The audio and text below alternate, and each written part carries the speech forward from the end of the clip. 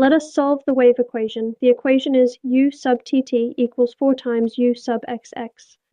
This is on the interval from 0 to pi in x. Both ends are fixed at 0, so u of 0 and t equals 0, and u of pi and t equals 0. The starting shape is u of x and 0 equals sine of x. The starting velocity is 0, so u sub t of x and 0 equals 0. We solve this using separation of variables. We look for solutions of the form u of x and t equals x of x times t of t.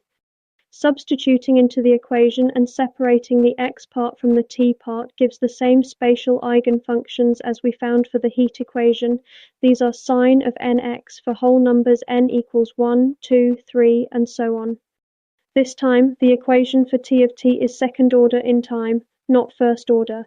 Because of this, the solutions for t of t are oscillating cosine and sine terms, not decaying exponential terms.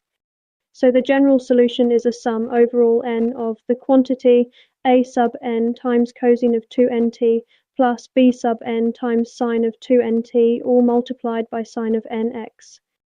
Now we match the starting shape sine of x.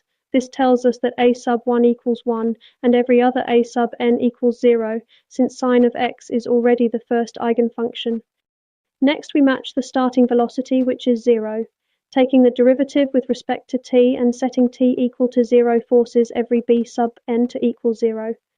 Putting these together, the final solution is u of x and t equals cosine of 2t times sine of x. This is a standing wave and it oscillates forever without decaying. Let us check this solution.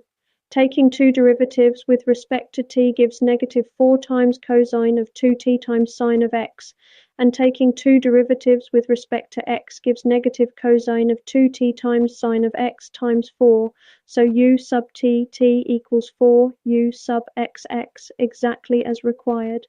At t equals 0, the solution gives sine of x, matching the starting shape, and the t derivative at t equals 0 gives 0, matching the starting velocity. All conditions are satisfied exactly.